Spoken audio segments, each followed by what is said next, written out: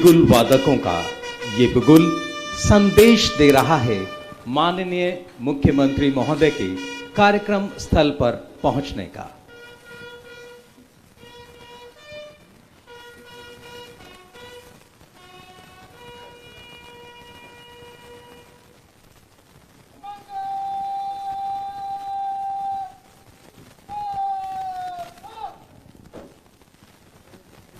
आप सभी से मेरा अनुरोध, अपने स्थान पर खड़े हो जाएं।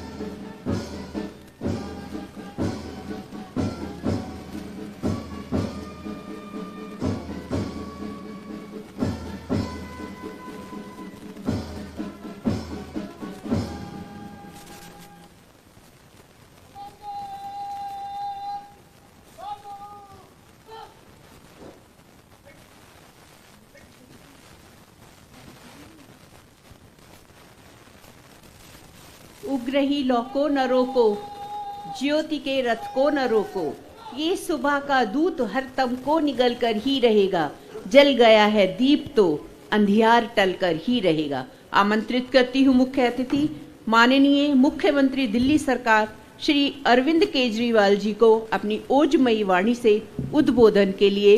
धन्यवाद।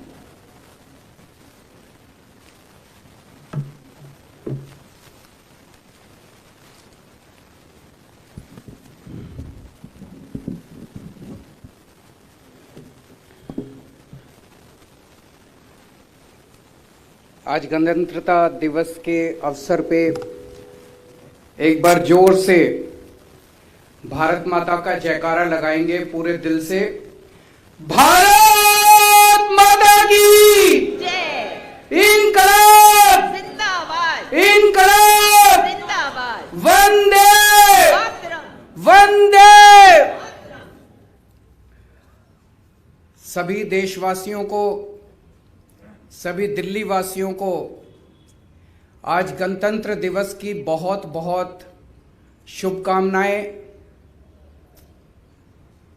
दोस्तों, पिछले 2 साल से दिल्ली नहीं, केवल देश नहीं, पूरी दुनिया कोरोना नाम की महामारी से जूझ रही है। पिछले 2 साल से ढेर सारी गतिविधियां बंद पड़ी हैं, बहुत सारे लोग बीमार पड़े, बहुत सारे लोगों की मौत हो गई। देश में ये तीसरी लहर चल रही है अभी कोरोना की, लेकिन दिल्ली में ये 5वीं लहर है और सबसे ज्यादा कोरोना की मार दिल्ली वालों ने झेली है, क्योंकि कोरोना का ये वायरस अपने देश का वायरस तो है नहीं, बाहर से आया और बाहर से इंटरनेशनल फ्लाइट्स सबसे ज्यादा दिल्ली आती हैं। तो जब भी कोई नया वेरिएंट आता है, जब भी सबसे पहले कोरोना वायरस आया, सबसे पहले दिल्ली में आया और दिल्ली के लोगों ने इसकी सबसे ज्यादा मार झेली। लेकिन दिल्ली के लोगों, दिल्ली के ऑफिसर्स ने, दिल्ली के डॉक्टर्स ने जितने अच्छे तरीके से इस पूरी कोरोना महामारी को निपटा है, दिल्ली की जनता ने जिस अनुशासन के साथ, जिस धैर्य के साथ, पेशेंस के साथ इसका सामना किया है, वो वाकई काबिल तारीफ है। आज हम 5वीं लहर से जूझ रहे हैं।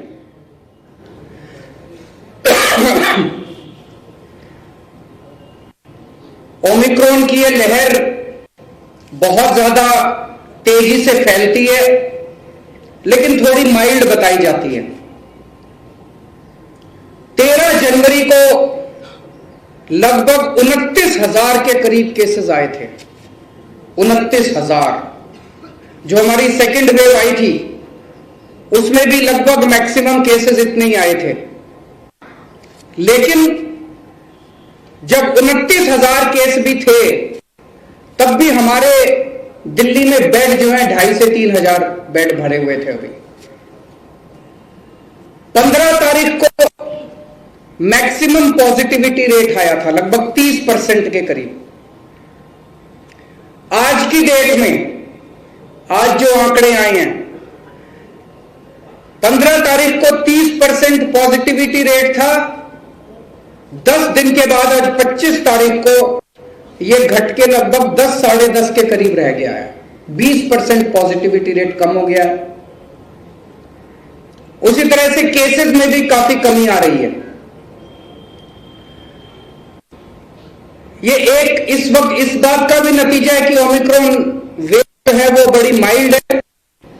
दूसरा, जिस वॉर मिशन के तहत दिल्ली में वैक्सीनेशन किया गया, अगर वैक्सीनेशन किया जाए तो कोरोना का असर थोड़ा कम होता है, माइल्ड होता है। आज हमारे सभी doctors, nurses, medical staff, paramedical staff, officers सबने मिलकर वैक्सीनेशन में शानदार काम किया है। 100% पूरी दिल्ली को फर्स्ट डोज लग चुकी है। लगभग 82% लोगों को, 82% के करीब लोगों को सेकेंड डोज भी लग चुकी है। मुझे लगता है ये शायद पूरे देश में एक रिकॉर्ड है, पूरी दुनिया में भी शायद रिकॉर्ड है। 82% लोगों को सेकेंड डोज लग चुकी है और अब बूस्टर डोज भी बहुत तेजी से लग रही है। कोरोना जब भी बढ़ता है हम लोगों को कुछ पाबंदियां लगानी पड़ती हैं। मार्केट बंद करने पड़ते हैं, ऑड इवन करने पड़ते हैं, इकोनॉमिक एक्टिविटीज बंद हो जाती है, स्कूल बंद हो जाते हैं, कॉलेज बंद हो जाते हैं। हम समझते हैं आपको तकलीफ होती है, लोगों को तकलीफ होती है, लोगों की रोजी रोटी खराब होती है, लेकिन आप ये भरोसा रखिए हमारे ऊपर, हम उतनी पाबंदी लगाते हैं जितनी जरूरत होती है। हम नहीं चाहते कि आपकी रोजी रोटी खराब हो, हम नहीं चाहते कि आपकी इकोनॉमिक एक्टिविटीज में किसी भी तरह की बाधा आए, पर आपकी जान जरूरी है ना, आपकी सेहत जरूरी है ना, उसको ध्यान में रखते हुए हमें ये पाबंदियां लगानी पड़ती है। पिछले हफ्ते मेरे पास कुछ व्यापारी आए, उन्होंने सबने कहा कि जो ऑड इवन जो कर रखा है, वीकेंड कर्फ्यू कर रखा है, इससे बड़ी दिक्कत हो रही है। मैंने उनको भरोसा दिलाया, मैंने कहा जैसे ही हो सकेगा हम इसको खोलेंगे। हमने एलजी साहब के पास कुछ प्रस्ताव भेजे, उनमें कुछ प्रस्ताव एलजी साहब ने माने और कुछ प्रस्ताव उन्होंने डेफर कर दिए। मैंने देखा सोशल मीडिया पे कुछ लोगों ने एलजी साहब से नाराजगी जाहिर की। मैं उनको कहना चाहता हूं कि एलजी साहब बहुत अच्छे हैं, वो आपकी सेहत और आपकी जिंदगी के लिए चिंतित हैं। हम सब लोगों को कोई रेस्ट्रिक्शंस लगाने में मजे नहीं आते, हम क्यों रेस्ट्रिक्शंस लगाएंगे? हम सब मिलके, मैं, एलजी साहब, हम सब मिलके जल्दी से जल्दी, जितनी जल्दी हो सकेगी हम इन रेस्ट्रिक्शंस को हटाएंगे। आपकी जिंदगी को दोबारा ढर्रे पे लाने की हम कोशिश करेंगे, दोबारा सुचारू रूप से आपकी जिंदगी चले, इसकी हमें पूरा प्रयास रहेगा। आज गणतंत्र दिवस है, पवित्र दिन है। आज के दिन हमें सभी स्वतंत्रता सेनानियों की याद आती है। आज के दिन जिन लोगों ने देश के लिए कुर्बानियां दी थी, उन सब लोगों को हम याद करते हैं। किसी भी स्वतंत्रता सेनानी के योगदान को, उसके शौर्य को, उसको कम नहीं आंका जा सकता। हर एक ने अपने अपने स्तर के ऊपर खूब कुर्बानियां दी, खूब संघर्ष किया, लेकिन दो महानुभाव, दो स्वतंत्रता सेनानी ऐसे हैं जिनसे मैं सबसे ज्यादा प्रभावित हूं।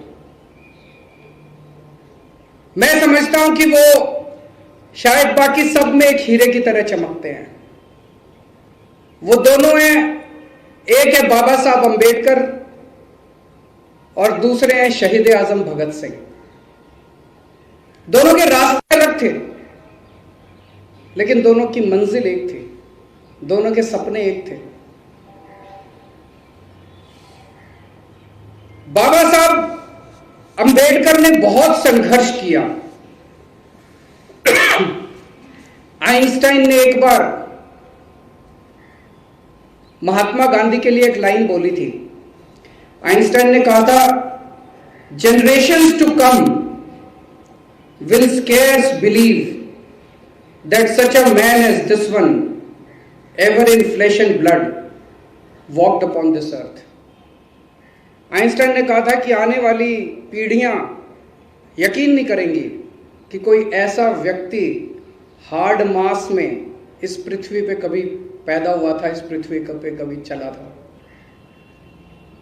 मैं जितना ज्यादा बाबा साहब अंबेडकर को पढ़ता हूं, उनके जीवन के बारे में पढ़ता हूं, उनके संघर्ष के बारे में पढ़ता हूं, उतना ज्यादा मुझे लगता है कि यही लाइन आइंस्टाइन की पूरी तरह से बाबा साहब अंबेडकर पे भी लागू होती है। जितना ज्यादा मैं पढ़ता हूं, मुझे यकीन नहीं होता कि ऐसा व्यक्ति कभी पैदा हुआ था और इस किस्म का संघर्ष कर सकता था, ऐसा कभी काम कर सकता था। 1891 में पैदा हुए महार जाति में। महार जाति को उन दिनों में अछूत माना जाता था। उनके घर में खाने को नहीं था, बहुत गरीब परिवार से थे, बहुत गरीब। स्कूल जाते थे, क्लास में नहीं बैठने देते थे, क्लास के बाहर बिठाते थे, पानी नहीं पीने देते उससे गड़े, ऊपर से पानी उनको डाला जाता था। वो शख्स जिसके घर में कुछ भी नहीं था खाने को, वो शख्स जिसने कदम कदम पे छुआछूत को बर्दाश्त किया, युवा बनने के बाद वो कोलंबिया यूनिवर्सिटी और लंदन स्कूल ऑफ इकोनॉमिक्स से पीएचडी करके आता है। ये कोई छोटी बात नहीं है। 1914-15 के आसपास की बात है, जब उन्होंने कोलंबिया यूनिवर्सिटी में एडमिशन लिया। मैं 1914-15 मतलब आज से 100 साल पहले। कोई इंटरनेट नहीं था, कोई जानकारी नहीं थी। मैं तो सोच रहा था कि उन्होंने फॉर्म भी कैसे मंगाए होंगे कोलंबिया यूनिवर्सिटी के, उन्होंने अप्लाई भी कैसे करा होगा। उनको पहली बात तो ऐसा बच्चा जो इतने गरीब और पिछड़े बैकग्राउंड से आता है, उन्होंने कोलंबिया यूनिवर्सिटी का नाम भी कैसे सुना होगा। मैं तो ये सोच सोच के अचंभित रह जाता हूं। उन्होंने कोलंबिया यूनिवर्सिटी में अप्लाई करा, वहां से पीएचडी करी, वहां से पीएचडी करने के बाद फिर लंदन स्कूल ऑफ इकोनॉमिक्स में जाते हैं, वहां से दूसरी पीएचडी करते हैं। आज की डेट में, आज के युग में, इंटरनेट के जमाने में इतनी सुविधाओं के बावजूद हमारे अपने बच्चे, इतने सारे अफसर बैठे हैं यहाँ पे, इतने हमारे अपने बच्चे आज लंदन स्कूल ऑफ इकोनॉमिक्स में एडमिशन अगर लेना चाहे तो कोई आसान बात नहीं है। आज से 100 साल पहले 1916 में जब उन्होंने लंदन स्कूल ऑफ इकोनॉमिक्स और कोलंबिया यूनिवर्सिटी में एडमिशन लिए होंगे, और पैसे जेब में धेला नहीं है उनके, जेब में चवन्नी नहीं है उनके, और वहां जाके पढ़ रहे हैं। और लंदन स्कूल ऑफ इकोनॉमिक्स में पढ़ते पढ़ते उनके पैसे खत्म हो गए, बीच में छोड़ के आना पड़ा। और जब वापस आए फिर पैसे इकट्ठे किए, थोड़ा कमाया, इधर उधर पैसे इकट्ठा करके वापस अपनी डिग्री पूरी करने जाते हैं, और फिर देश का संविधान लिखते हैं और देश के पहले कानून मंत्री बनते हैं। गजब का इंसान है। उन्होंने अपनी पूरी जिंदगी में पहली चीज तो यह कि उनकी जिंदगी से एक सीख तो यह मिलती है कि सपने देखो, देश के लिए सपने देखो, तरक्की के सपने देखो, बड़े सपने देखो, छोटे मोटे सपने मत देखो। बड़े सपने देखो, देश के लिए सपने देखो, तरक्की के सपने देखो, विकास के सपने देखो, सबके लिए सपने देखो। इस कायनात की सारी शक्तियां उसके बाद आपकी मदद करने चलती हैं, सब आपकी मदद करते हैं। बाबा साहब का एक सपना था, इस देश के हर बच्चे को, चाहे वो गरीब का बच्चा हो चाहे अमीर का बच्चा हो, थोड़ा पानी मिलेगा,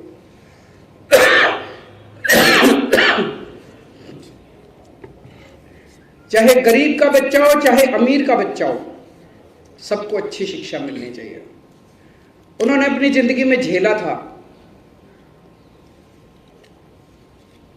बहुत मुसीबतें झेली थी। वो चाहते थे कि देश आजाद होने के बाद एक गरीब बच्चे को इतनी तकलीफ नहीं होनी चाहिए। हर बच्चे को, चाहे अमीर का हो चाहे गरीब का हो, चाहे इस जात का हो चाहे उस जात का हो, चाहे दलित का हो चाहे ब्राह्मण का हो,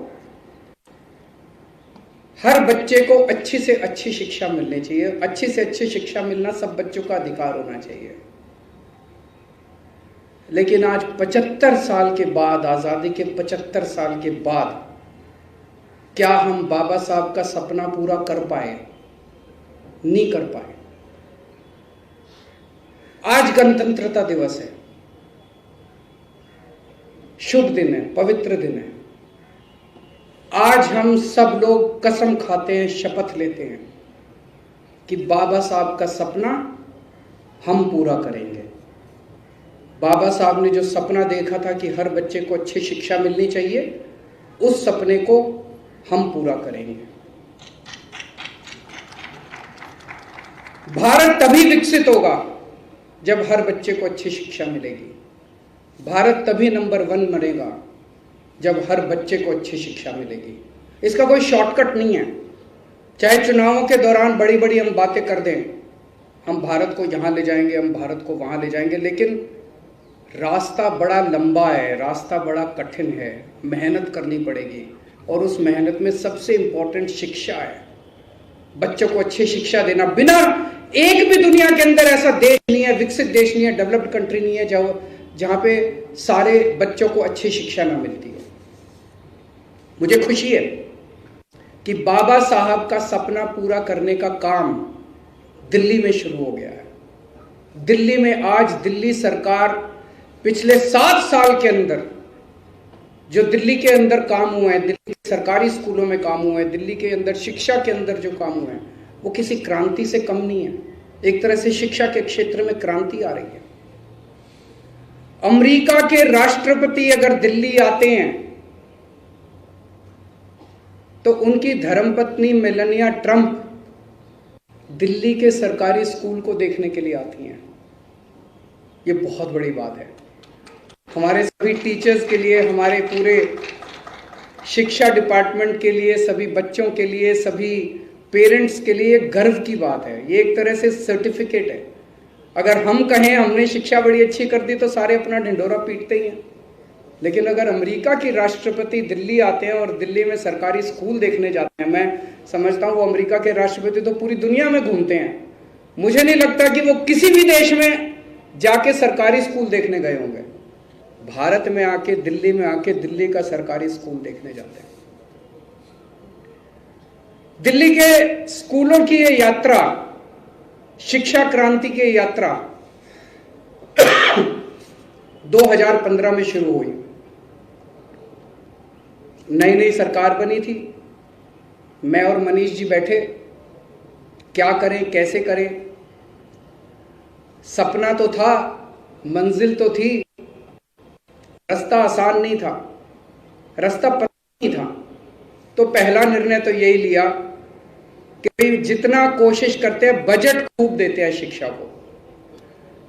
तो उस साल हमने एक निर्णय 25% बजट एकदम से, पहले कुछ परसेंट होता था, 5, 7, 10% होता था, उसको 25% बजट हमने शिक्षा पे कर दिया।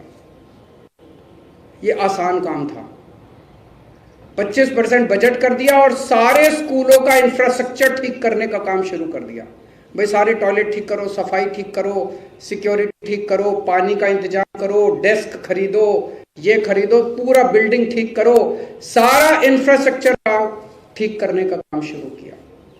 उसे एक माहौल तो बनने लगा, सारे टीचर्स को लगने लगा, बच्चों को लगने लगा, पेरेंट्स को लगने लगा यार ये सरकार स्कूलों को कुछ कर तो रही है। अगला काम था जो मुश्किल था, टीचर्स को पढ़ाने के लिए कैसे प्रेरित किया जाए। टीचर्स पे काम शुरू, उनको ट्रेनिंग देने के लिए बाहर भेजा गया, देशों में ट्रेनिंग देने के लिए भेजा गया, आईएम्स में ट्रेनिंग देने के लिए भेजा गया।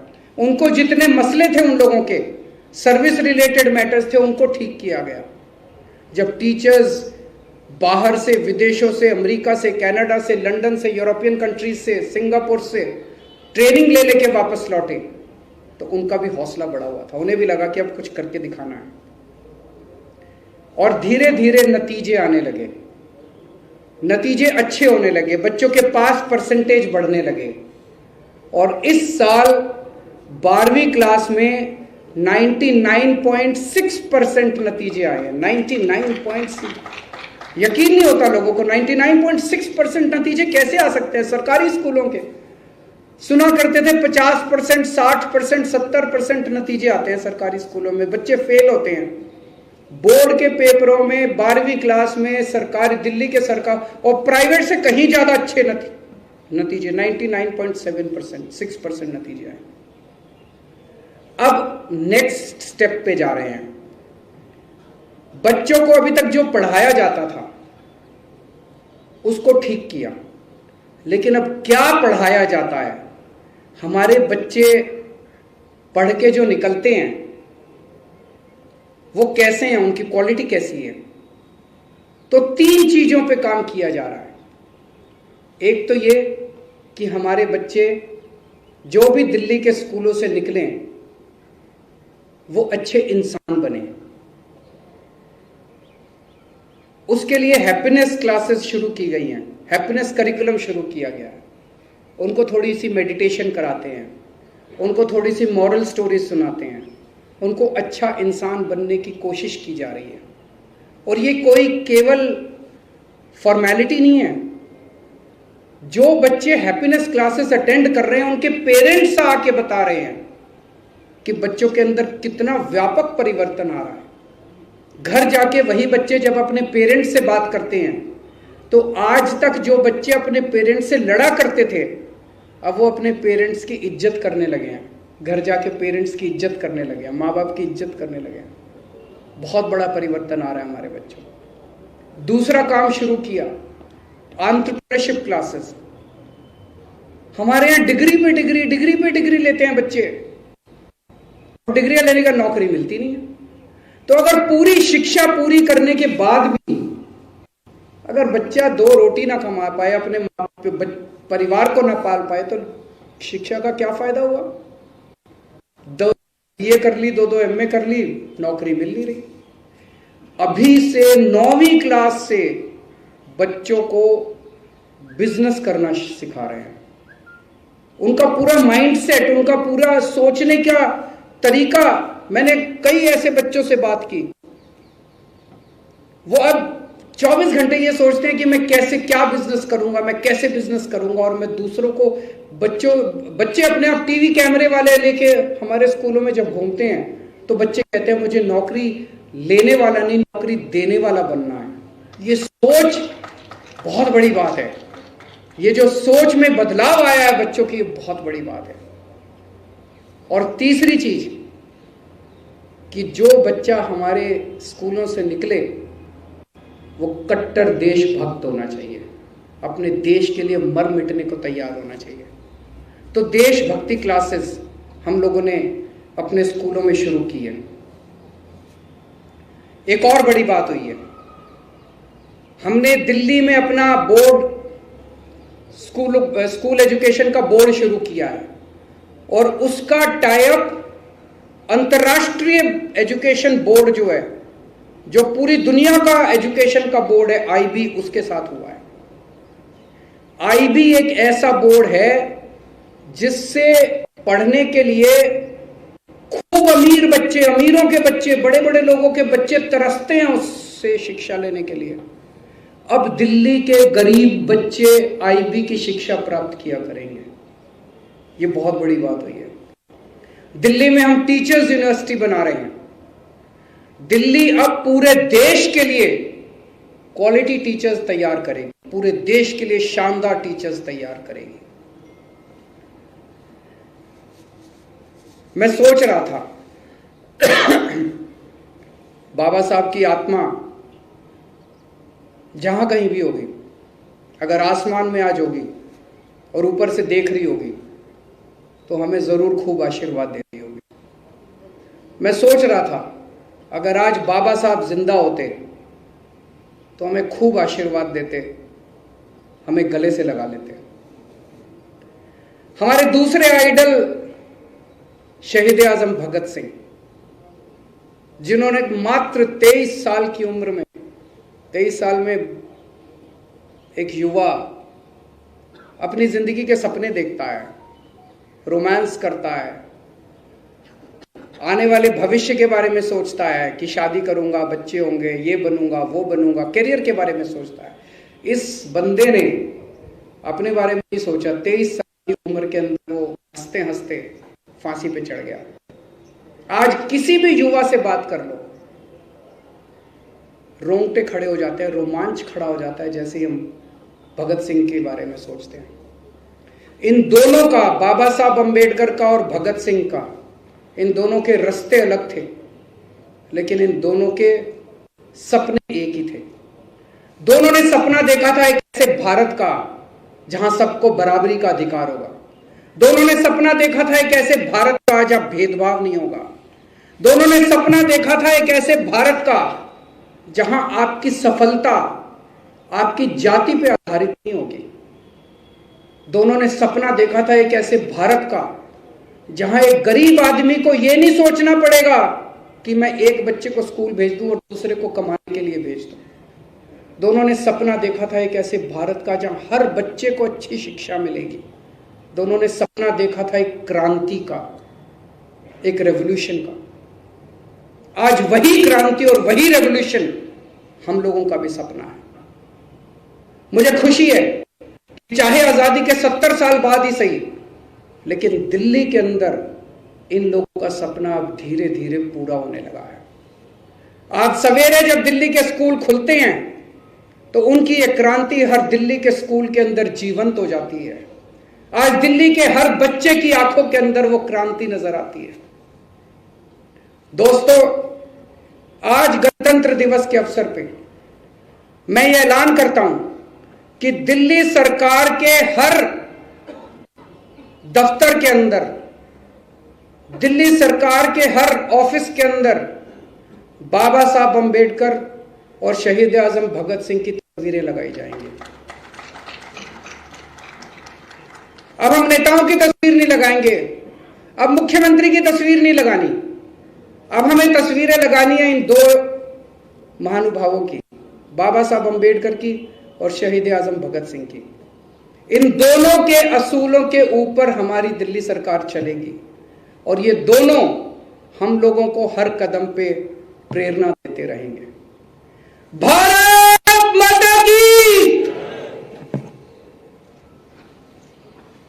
बहुत बहुत धन्यवाद आदरणीय मुख्यमंत्री महोदय के इस ओजस्वी उद्बोधन का। और किसी ने सही कहा है कि हम सब का जज्बा है कि कुछ नशा तिरंगे की आन का है, कुछ नशा तिरंगे की शान का है।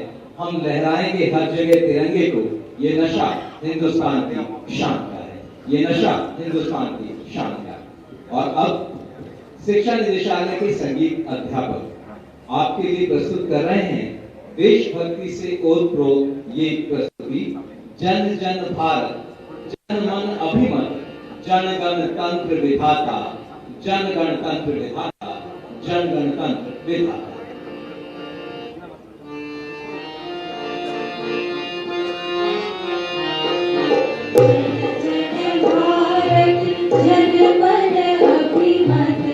जन गणतंत्र विधाता।